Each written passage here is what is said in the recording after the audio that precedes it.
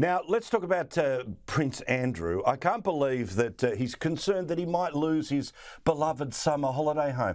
How many holiday homes does this bloke have? I mean, for all the talk about Harry as the spare, this bloke is the ultimate spare that nobody wants to pick up.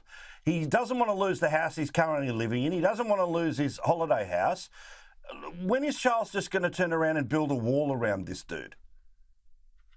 Well, I'm not sure about spare, but he certainly has spare keys because he does seem to have quite a lot of residences, doesn't he? I mean, we've had the whole business of when he had that Swiss chateau and the fact that he had to sell it because he was engaged in legal proceedings that cost him millions and millions of pounds eventually.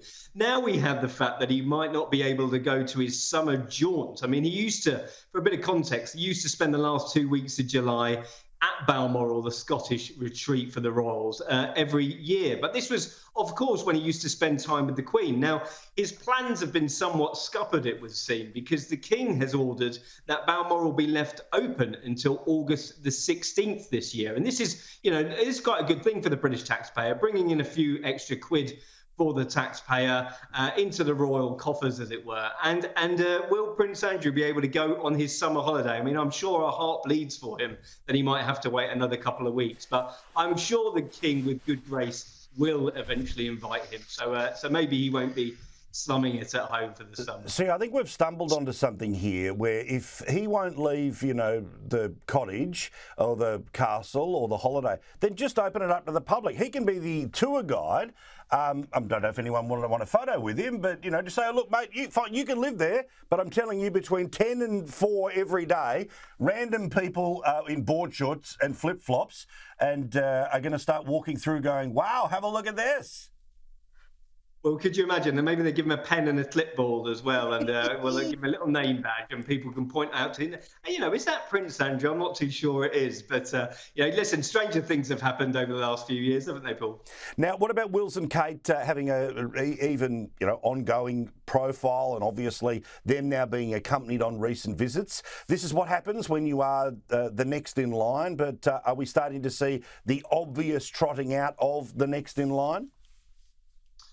Well, certainly when we saw them at the Scottish coronation, shoulder to shoulder with the King and Queen. I think Princess Anne wasn't there, but she was welcoming him back the royal party to the Palace of Holyrood, which is the King's official residence in Edinburgh. And it's interesting when you see them, it's sort of taking shape like that. I think that it really is giving you a view of the future, and that may sound quite easy to sort of comprehend, but I think they are being prepared for what is coming down the track, because talk about the King, he's 74, the Queen is 75 now. They won't want to be doing, big, long trips abroad. Who will be the next royal party, hopefully with myself in tow, to come to Australia and New Zealand and the islands? But I'm not too sure whether it will be the King or Queen. Hopefully we will get a trip very, very soon, but it could be Wills and Kate, and we could see, the next year them doing an awful lot more travel, because we have had a couple of years of quite a rocky road, haven't we? After the illnesses of the Queen and the death of the Duke of Edinburgh, then the death of Her Majesty as well, and I think next year we're going to see an awful lot more activity. Now, Harry and Meghan, whenever they make news, a lot of people say, why are we hearing from them? So it's good we haven't heard from them. But we're starting to see some unseen footage, particularly of Meghan with Lilibet.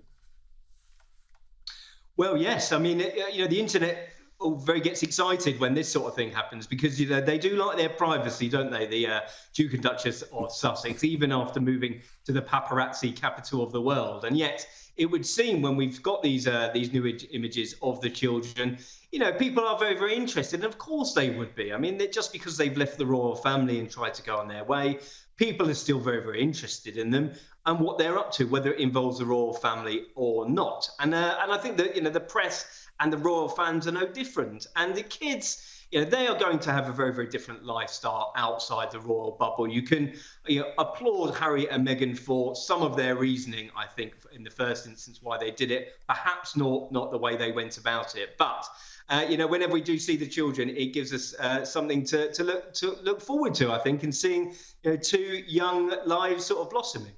Yeah, I think people will always have an interest, not just with the Harry and Meghan thing, but when you name one of the kids after the nickname that the former Queen, that Her Majesty had, I think that will be forever a reason to keep on talking, as we will always do. Thank you, Russell. All the best. My pleasure, mate. Take care.